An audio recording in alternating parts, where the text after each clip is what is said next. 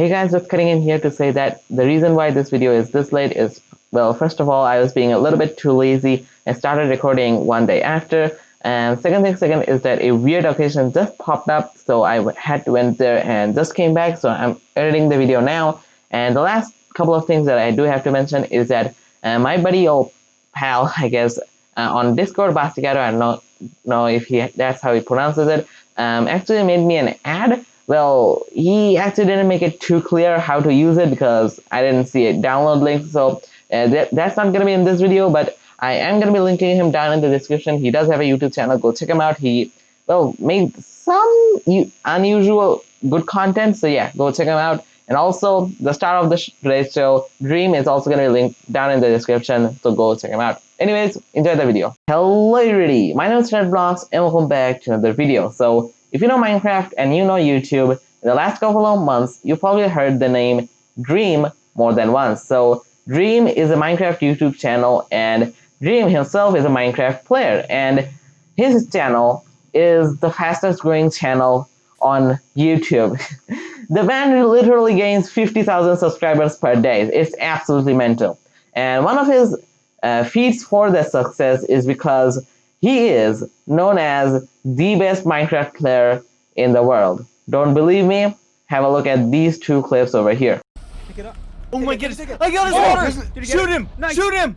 Kill him! He's gone. Oh my god. Get him. What? Yep, and that was only 2 moments of him being big brain. He does this a lot, and he's also really good at parkour, PvP, and he's actually really good at speedrunning. He holds a couple of the previous world records, so yeah, he's overall a humongous player in the game. And the first reaction that usually people have after seeing Dream playing this good is, I wish I could play like that. Now, I'm not nearly as good as how Dream is, but I consider myself decent at the game, and the decency that I got was tips from Dream. So in this video, I'm going to be showing you some tips and tricks how you can be a more skilled player, and most importantly, because these are actually more focused on speedruns. So yeah, hopefully by the end of the video, you can learn a little bit more about how to play like Dream and how to be a better player in general. Let's get into it. If I didn't show you guys this, the first one, I probably wouldn't be doing you guys justice. So you guys know that another portal needs 10 obsidian to be made, and Minecraft actually doesn't care if you place the obsidian down by, you know, mining it out with a diamond pickaxe, or you generate it with water, because water and lava actually mixed into obsidian. Now that is actually a common tactic in speedrunning, because yeah, nobody wants to mine out obsidian because that takes absolutely ages. So what people use is known as speedrun portals. So let's just get into it, right? Because you guys probably want to learn this. So to do a speedrun portal, you're gonna need 6 blocks. Now I actually recommend using non-gravity affected blocks, so meaning that not sand, gravel, or concrete powder. But I mean, you could, because there's gonna be 1 block that needs to be solid. So yeah, just go for dirt. Next up, you want to have a lava pool that is naturally generated. After that, just come to one of the blocks and make sure that the block that you're going to be using in the first one isn't actually near a, I guess, side, because as long as it's in the middle, it won't do anything. But if it's to the side, it can accidentally make a cobblestone generator. But anyways, to start it up, place a block, then place a water bucket. On the left side, I like to do it on the left side, but if you guys want, you could do it on the right side. After that, take up the water bucket, then go to the right side, then place 1, 2, jump and then place 1, and 1 in front of that. That's gonna be your blocks. And after that, place a 1 block behind this obsidian, but there's already 1 generator, so we don't need to. After that, next to that, place another block, then place your water bucket there. And just pour it down and grab your lava, then just start filling it in. Now you see, you can do this super fast, but I actually don't recommend this, because let's say you just miss 1 scoop, yeah, that might get really bad.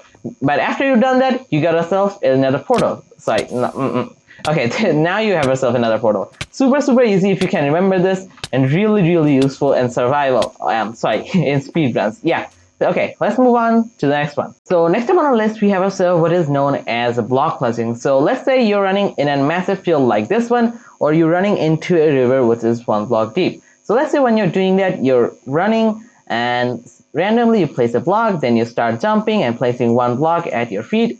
And yeah, this is known as block clustering. So basically placing a parkour course as you run, and believe me, this is actually really useful. So if you didn't quite catch as to what kind of timing you should be doing, I actually muted my in-game sound so that you can listen to the mouse which is clicking. So whenever you see I'm placing a block and then actually clicking, you can take the time based upon that one, and this is really useful. Okay, give me a second actually. Okay, that's better. I actually chose the worst possible time to demonstrate that anyways.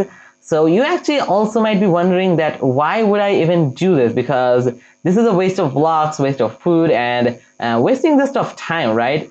I mean, you're kind of actually wrong, because the block clutching is actually a little bit more, I guess, distance traveling, a way that you can travel more distance. So let's say we are jumping off of this block, so we are running up and then we jump, we landed on this block over here, so like that, and you can see the difference between this one is 1, 2, 3, 4, 5. Now that is actually more than a momentum jump. A momentum jump is basically where you jump off from the last pixel of a block. I don't think I quite did that, but yeah, with a momentum jump, you could actually jump over a 4 block gap, and here you're doing more than that, because first things first, you're jumping up. So jumping up, you're already gaining momentum, as you were also from running up these blocks. And second thing second, since you're jumping up, that means that you're getting again more momentum and you're going a little bit more farther. Now I don't know if that actually is the why that block clustering gives you more distance. So if any of you smart people actually know why the reason is for this one being actually more travel, I guess, efficient, let me know down in the comments. But yeah, let's move on to the next one. Next on our list, we have ourselves a topic which is actually different in Java Edition and Bedrock Edition. So I'm actually going to be covering both of them, just because if you're a player of either of them, most likely you're from a player from Bedrock, because that's where this is being recorded. But if you're a player from Java, don't worry, I'm still going to be covering your side as well. So the topic that I'm going to talk about is fast bridging, or I guess speed bridging, as widely known as. So first of all, let's cover Java, because Java's one is actually a little bit more complicated. So in Java Edition, for bridging, what you have to do is crouch down to the end of the block, and then you have to place a block at that block. So now, you see, I actually can do like a couple of blocks of speed bridging in Java Edition style, because I actually don't play in Java Edition. So how you do fast bridging is, because you can already see that this is really slow. So how you can do this fast is that first things first, you go shifting to the absolute edge of that block, then you hold down backwards, and while you're doing that, you're also holding down your sneak key. So then, first of all, you want to place a block, then let go of it, then keep holding down backwards, because you do not want to let go of backwards. So using that, oh god. Okay, let me actually show this on the ground, because this probably will be a little bit more easier. So again, holding down backwards, and I'm actually also holding down, what do you call it, sneak, right? So I'm going to let go, sneak, place a block, then keep going backwards, and then time the sneak again perfectly, like that. Now, you see, you might, from the noise, you might actually think that I'm actually spamming it. Spamming it actually also works, because you're actually going to go to the, like, let's say you end up before a little bit to the edge. That's alright, because you can still place a block from here, rather than if you're just off the block and off the map. So let's get on with the Bedrock side of the things, because you see, in Bedrock Edition, it's actually a little bit more different, and a little bit more easier, because you see, in here, if you place a block in front of you, even if it's in the air, the block actually can be detected and can be placed in front of you, like that. So using that, you can actually fast bridge a lot easier, and actually a little bit more faster. So here, basically what I'm doing is just tapping forward, placing, tap, to place, tap, place. I'm actually going to go mute for a second, because you can hear. So yeah, you can pretty much understand that this is pretty easy. But again, in Java Edition, if you want to do this, you can do it. Oh God, why again? Yes, you saw a little bit more there. So yeah, hopefully you understood both of them. I know this one and the previous one was a little bit more confusing, but I still hope that you understood both of them. Anyways, let's move on to the next advice. So next up, we have ourselves a really cool one known as the MLG water bucket. Now, MLG here stands for my leg goes brrr or splash, depending on if you can land it. Basically, what it means is that when you're jumping off a cliff or a high place, if you land in a 1x1 water cube, you'll actually take no damage. And also, by the way, I'm Steve because my internet's absolutely crappy, so deal with it. Hi, I'm Steve. Anyways, moving back into it. So yeah, if you can place a water bucket just before you land, and if you land in it, you'll take absolutely no damage, and you can just survive it from 5,000 blocks of fall just easily. So yeah, this is really cool, and if you can pull this off, you're a really cool guy. So yeah, that's basically MLG water, but wait, there's more to it. So you can do this in two ways. So I'm going to be showing you both of the two ways. So first of all, you could do it timing. So watch here, I could miss it. Oh my God, first try, there we go. So I don't know if you could hear it or not, but okay, let me show you it again. So I'm gonna go mute. So here for my mouse, right? So I'm only gonna click it once, meaning that I have to click it at the absolute perfect time before I land. So I'm gonna go mute. As you saw there, yeah, I only clicked the mouse once, and just before I landed, I hit the water bucket. And the other way to do it, like if you don't want to time or anything, you could go spamming buttons, because that's another way to do it. Let's say when you're falling, you start to spam your mouse. So I'm gonna go mute again. As you heard there, I just spammed my button as hard as I could until I landed. So let me just show you that once again, just for reference. I'm not going to go mute this time. I'm going to spam my button as much as possible. And can I just say, after starting recording, I haven't missed one MLG. Like I tested like 5 times and haven't missed once. I don't know, this Steve skin kind of looks like lucky to me. I might actually switch over to it. So yeah, two more things to mention before we get into it.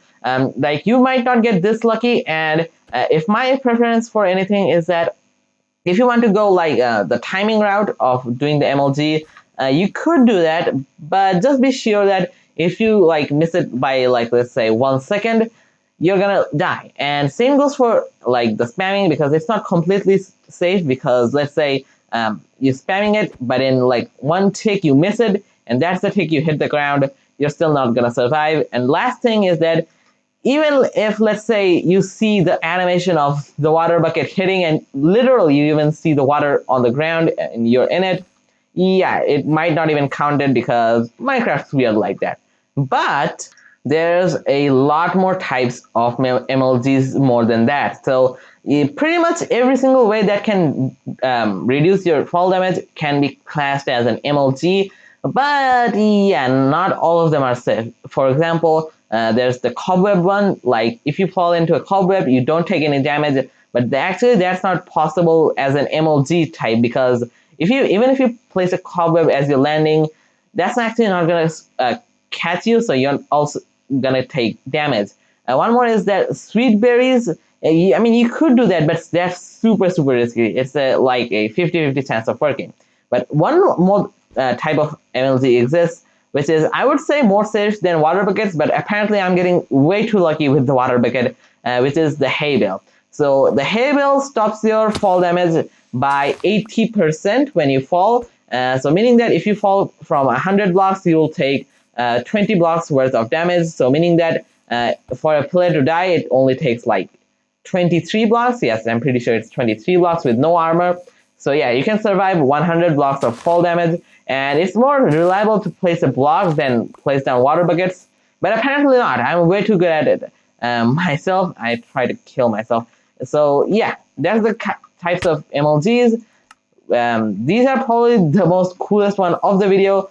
So yeah, hopefully you understood. And let's get on with the next one. So I said that in this video I would show you how to play like Dream, but you see, this tip, even Dream and most likely all YouTubers, none of them do this, and I bet even you as a player even don't do that. So basically what I'm gonna be saying is that, you see, you have to learn to value your food, not this guy though, because you see, let's say you're in a survival world, even let's say you're mid-game, right?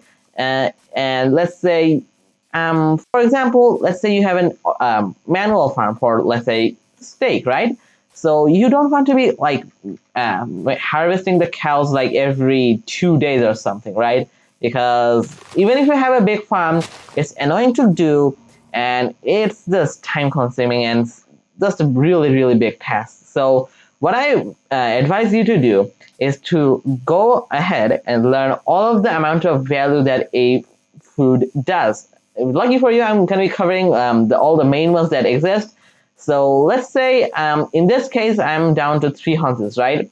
So I have all these foods in my inventory. First of all, let's just name off how much they do, right?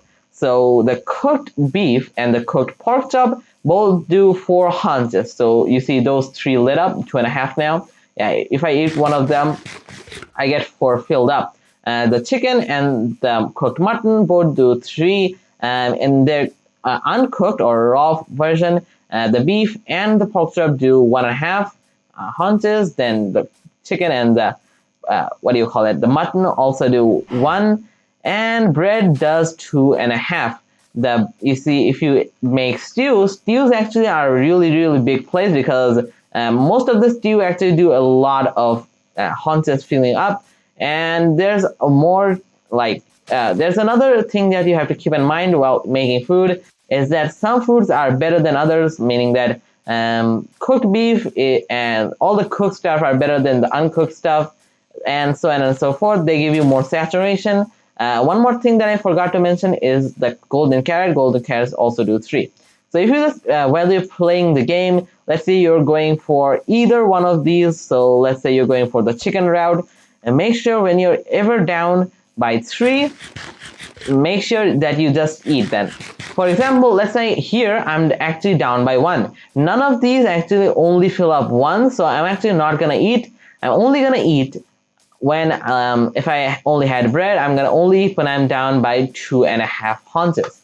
So yeah, preserving your food is a really, really smart way to play the game, and makes you really, really rich later on. Okay, now let's get back to some speedrunning stuff. So in Minecraft, and especially in speedruns, you just love to see structures, and most of the time you actually rely on structures to be generated near your spawn. So this one in particular just makes you happy when you find them. So this one is the stronghold, which has the end portal in it. So each and every stronghold has an end portal, and your goal as while speedrunning is to find that as fast as possible. So I'm going to give you a little bit of tips as to how to navigate through the stronghold, because these are absolutely humongous mazes. So as you can see over here, and as you can probably hear, there's a village above this one. And this is the case for every single stronghold, at least in Bedrock. So in Bedrock, every single stronghold tries to generate under a village. So if you go around like throwing your eyes of Ender, and you find one near it, chances are that that's the one near it. So check a couple more times and then start to dig down. Now every single eye of Ender leads to this room over here. This one is known as the entrance. So the entrance is basically a staircase leading up to a complete stone, a 3x3 stone, I guess, blocking thing. And here it's next to this thing, but it really doesn't matter. So after that, you can go command down. Basically, what this means is it's not going to be super, super close to it. It's not going to be in approximately 5 blocks near this entrance room. So yeah, it's not going to be good to just start around and looking for every single place near this thing. But actually, you actually want to look for every single thing around you, because you see, even if I give you all these tips, chances are that like in a rare occasion, that actually might not happen. So what I would say is that keep my tips in mind, do them first, and after that explore the whole thing. Anyways, so when you see like this room after here, because this is probably the first room you're gonna see after you've seen the stairway, after that I would definitely recommend first going up. You could go left or right. Usually one of them is blocked off, but here we have to go right. Also, whenever you see these staircases, just go down them. Even if they're not there, chances are that there are. After that, you actually want to come over here. For this one, it's over here, so I'm going to come down. Now, one more thing is that, oh, first of all, since we are in this room, the strongholds have chests. Always look in them, and after you look into them, break the chest, because that's going to get confusing if you raid it or not. What I was going to say is that usually I do not recommend breaking through walls in a stronghold unless you hear some silverfish noises. So here I was just mining my business and finding a stronghold. Then I heard a silverfish noise. Now silverfishes are actually infected into these stone bricks. So usually, sometimes that might happen, but most of the time the silverfish that you hear are probably from the end portal spawn room. This is the room that you want to find when you find a stronghold. This is the end portal room, which has the end portal itself and a silverfish spawner which spawns silverfish. Now basically that was every single tip I had for the stronghold, but we actually have one more structure to look at. Let's go. Now you usually don't see this really often anymore because yeah, these are the nether fortresses. Oh god, okay. These are the nether fortresses, and after the 1.16 update, yeah, they're pretty much a myth, but sometimes you can find them and they're absolutely essential for your speedrun because you need blaze rods to get Eyes of Ender and so on and so forth. So you see here we have ourselves another fortress which usually doesn't spawn in this way because this one is pretty much completely enclosed. Most of the time you have some rooms that are enclosed, but most of the fortress is actually open.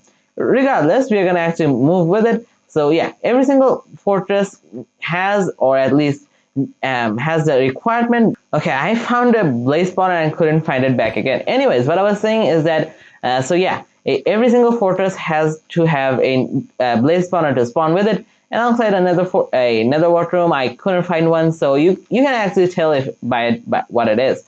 So how to find a blaze spawner fast? So basically what you want to do is, well, this one is a little bit unexpected, but when you see this structure over here, basically some, I guess, door shutters, usually on either one of the sides, like pretty much next to it, you'll have yourself a staircase up, and you'll have yourself a blaze spawner like this one. So yeah, pretty easy to remember. One more thing, like this room over here, in one room there's a lava here like that. So basically what happens is that what happened here, the same thing happens. The lava is here. Usually in one of the ways you'll find, basically after going out, you'll find a staircase then leading up to a blaze spawner. Pretty easy to remember and really is useful tips. Hopefully you understood.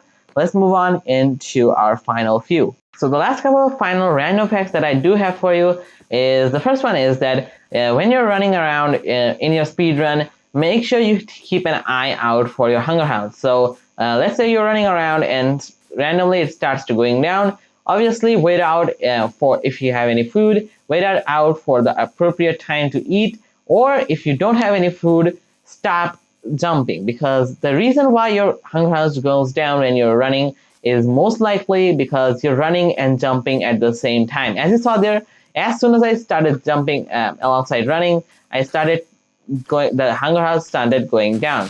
So yeah, jumping alongside running makes your hunger house go down. Keep an eye out for that.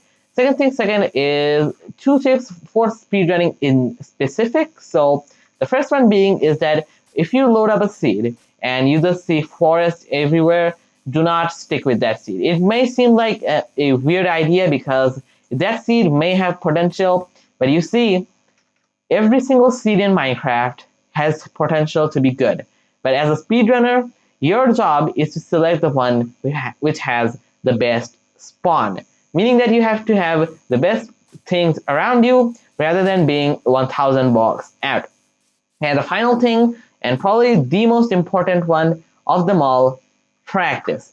You see, the reason why Dream is so good at Minecraft now, you see, he started at 2014, so he had 6 years of playtime, and let's say the last year last year he actually went ham on practicing, and now he's the best, pretty much the best player in the world. So yeah, you just keep have to practice, and probably even learn more things than what I taught you today.